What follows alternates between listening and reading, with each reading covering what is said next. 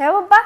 હા બોલ બેટા. તમે નાના હતા તાન કેવા લાગતા હતા? એ ઈમો ઓલા ઓવનમાં અડધા બફેલા શક્કરિયા પડ્યા હોય ને એવા લાગતા હતા. તું જા અહીંયા સર બધું બાપ બાપ કરે છે. ભાવેશ તમને ખબર હે શું? ધરતી ચાંદો અને બિલાડી વચ્ચે શું સંબંધ છે? ના મને નહીં ખબર. એ ભગવાન તમને તો આટલી એ ખબર નહીં હોતી. ભાઈ બહેન ના સંબંધ છે. કેવી રીતે? ધરતીને આપણે શું કહીએ હી? માતા. અને ચાંદાને આપણે શું કહીએ હી? મામા. અને બિલાડીને આપણે શું કહીએ હી? માસી. તો પછી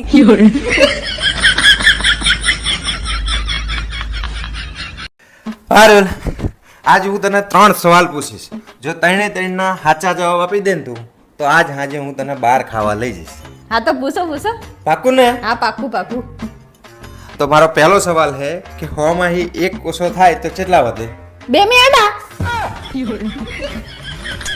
આવડી ગયું ને? હવે બીજો પૂછો હેડા. મારો બીજો સવાલ છે 99 માં 1 ઉમેરીએ તો કેટલા થાય? 199. જો બીજો આવડી ગયો ને? મને ખબર છે મને બધાય આવડશે. હવે ત્રીજો પૂછો હેડા. મારો ત્રીજો સવાલ છે 90 માંથી 1 ઓછો કરીએ તો કેટલા વધે? 99. જો જોય ને મને બધા આવડી ગયા ને હવે તમારે મને બહાર ખાવા લઈ જવાની હેડો.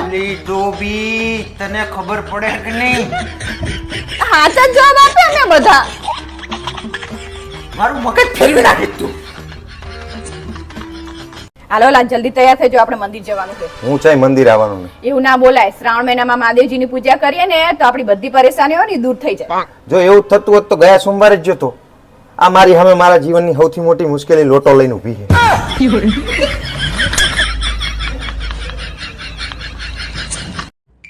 હેલા તમે આજે મને એક પ્રોમિસ આપશો ને શું? બોલ ને. કે હું મરી જાઉં તો તમે બીજે ક્યાંય લગ્ન નહીં કરો. આજે હું ભીષ્મ પ્રતિજ્ઞા લઉં છું કે બીજે લગન તો શું હું બીજા કોઈની જાનમાંય નહીં જાઉં. તું ખાલી એક વખત મરતો ખરી.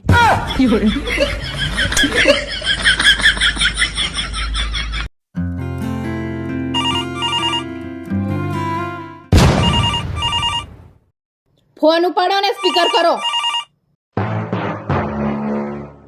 હેલો મારો દીકરો શું કરે? તારો દીકો અત્યાર સુધી શાંતિથી બેઠો તો પણ હવે માર ખાશે. સાની માની ફોન મૂક વાંદરી. પહેલા હું તમને એક સવાલ પૂછું. આ તારે એકે સવાલ નહીં પૂછવાના. હું તને સવાલ પૂછું એનો જવાબ આપજે. પૂછો લો. જો 500 ગ્રામ ખાંડ 20 રૂપિયાની આવે તો અડધો કિલો ખાંડ કેટલાની આવે? વિચારી હું આવું ને ત્યાં સુધી જવાબ ગોતી રાખજો. આજકાલ તમારો ફોન આવવા માંડ્યા હે. હવે કઈ ચૂડેલનો ફોન આવ્યો? હા બોલો સાસુમાં. અરે તમે ફાઇનલ કરી લો ને પહેલા પણ કે અમારે અહીંયા આવવાનું છે કે તમે બંને જણા અહીં આવી જવાના છો. હા એટલે વાત ફિનિશ. એટલે આયોજન કરતા ફાવે મારી બેન. તને સમજણ કેમ નહીં પડતી? તું જમીન ભાણીઓ બધા અહીં આવી જાવ આગલા દિવસે તો બધું અહીં જમવાનું બમવાનું બધું પતી જાય. હા અને એના પછી 2 દિવસ રજા છે એટલે ભાણિયાને રજા પડવાની કોઈ ચિંતા ના કરી. હા તો ડન ને? આગલા દિવસે આવી જશો ને તમે રક્ષાબંધનના આગલા દિવસે? ઓકે. હે હા જય શ્રી કૃષ્ણ. શું કહેતા હતા મનીષાબેન? એ રક્ષાબંધનના આગલા દિવસે બધા અહીં આવી જશે. ઓકે હવે એક કામ કર. બોલો. તો આ અહીં આવવાના છે તો તાર ભાઈને ને તાર ભાભીને બેયને અહીં બોલાવી એટલે જમવાનું બધું એક હંગાત પતી જાય ને રાખડી બંધાઈ જાય એકબીજા. ના ના હું હે ને મારા ભાઈને રાખડી મોકલાઈ દઈશ. તો એક કામ કર આપણે અહીં રાખડી બાંધી લે ને મનીષાબેન. એટલે આપણે બંને જણા તાર ભાઈને ત્યાં જઈને પછી રાખડી બાંધી દેજે તું. આપણે નહીં જવું ઓલા હું કહું ને હું રાખડી મોકલાઈ દઈશ. પણ શામાં આવું બોલે તું? હું ગઈ રક્ષાબંધને જઈ હતી ને હા તો મારા ભાઈએ મને 1000 રૂપિયા આપ્યા ને તેમાં ભાભીનું મોઢું ચડી ગયું હતું. અલી મોઢી. એટલે મને એવું થયું કે મારે આ રક્ષાબંધને હે ને જવું જ નહીં. અરે પણ ઈ ભાઈ બહેનના પ્રેમ વિશેની વાત છે ને આપણે અહીંયા પૈસા રાખડી બાંધવા જઈએ તો પૈસા લેવા તો જતા નહીં. પણ જઈએ એટલે એને આપવા પડે ને એટલે પછી એમને ગમે ના પણ ગમે. આપણે ભાણીઓ તારા ભાઈનો છોકરો હોય કે નહીં એને કંઈક આપી દેવાનું કપડા કે હા તે એ 1000 રૂપિયા આપણે જોતા જ નહીં. પણ તું હવે આટલા વર્ષોથી જાય છે તાર ભાઈને રાખડી બાંધવા અને તું હવે નહીં જાય ને તો તાર ભાઈને વધારે ખોટું લાગશે. તને સમજણ પડે છે? લાગે ને મારા ભાઈને ખોટું પણ મને હવે ભાભીને કદાચ કઈ મિસઅન્ડરસ્ટેન્ડિંગ હોય કંઈક 19-20 થયું હોય આ છે તે છે તો કાં તો માફ કરી દો ને કાં તો માફી આપી દો, વાર્તા પૂરી થઈ જાય. આમાં કઈ ખોટું લગાડવાની જરૂર નહીં. અને આમાં તું ના જાય તારા ભાઈને વધારે ખોટું લાગશે.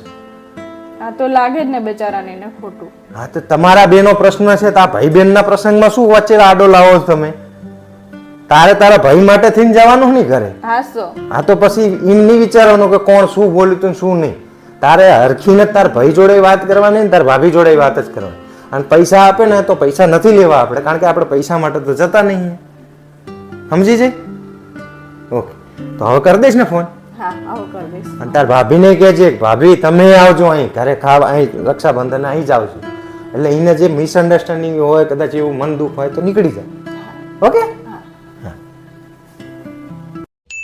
હે અલા, પત્ની હારી કે બહેન?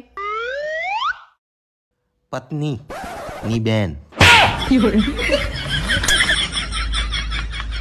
હે અલા, હા તમને યાદ છે તમે મને પહેલી વાર જોવા આવ્યા હતા અને મેં કેવા કલરની સાડી પહેરી હતી? ના બેબી મને યાદ નથી. એનો મતલબ એવો કે તમે મને પ્રેમ જ નહીં કરતા. અરે બેબી એવું ના હોય. માણસ મરવા જાય અને રેલવેના પાટા ઉપર પડ્યો હોય તો એ એવું વિચારે કે રાજધાની આવશે કે શતાબ્દી આવશે.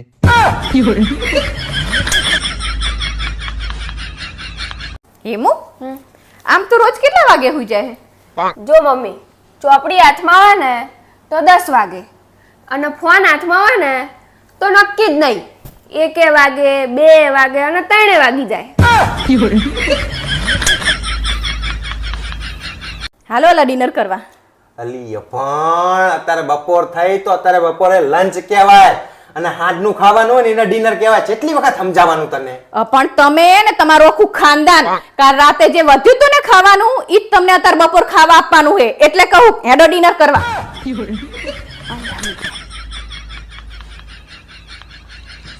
અલી તું માનતી જમ નહીં, દુનિયા ગોળ હે. હવે તું ચા જોવા જઈ હું દુનિયા ગોળ હે ચોરસ હે ચાંદની મંડાણી હે દુનિયા ગોળ હે નકરી હોશિયારી જ મારે હા પરતી જ નહીં અલી નકરું. પણ વિજ્ઞાનમાં લખેલું છે કે દુનિયા ગોળ હે.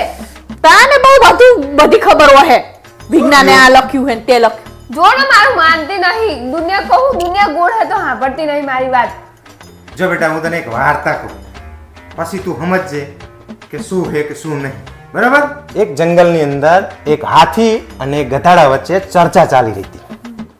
હાથીનું કહેવું એવું હતું કે આસમાન એ વાદળી કલરનું છે અને ગધાડાનું કહેવું હતું કે આસમાન ગ્રીન કલરનું છે. એટલે બંને વચ્ચે ચર્ચા ચાલી રહી હતી ને તો બહુ ઉગ્ર સ્વરૂપમાં ચર્ચા પહોંચી ગઈ. હાથી કે હું હાચો ને ગધાડો કે હું હાચો. એટલે ત્યાંથી એક વ્યક્તિ પસાર થતો હતો. એટલે એણે એવું કીધું કે તમે બંને બાદશો નહીં, જંગલના રાજા સિંહ જોડે જાઓ અને તમારામાંથી કોણ હાચું ને એ પૂછી લો. એટલે બંને જણા એગ્રી થઈ ગયા. બંને જણા સિંહ રાજા જોડે ગયા. સિંહ રાજાના હાથીએ પૂછ્યું કે સિંહજી રાજાજી કે આનું કહેવું એવું છે કે આસમાન ગ્રીન કલરનું છે અને મારું કહેવું એવું છે કે આસમાન વાદળી કલરનું છે, તો અમારા બેમાં સાચું કોણ? તો રાજાએ કશું જવાબ આલ્યા વગર સીધે સીધું એના માણસોને કીધું કે આ હાથીને 20 કોડા મારો. તે હાથીને ફટાક ફટાક ફટાક કરતા 20 કોડા મારવામાં આવ્યા. પછી હાથી સિંહ જોડે આવ્યો અને હાથીએ પૂછ્યું કે રાજાજી હું સાચો હતો તો તમે મને કોડા છે મારે?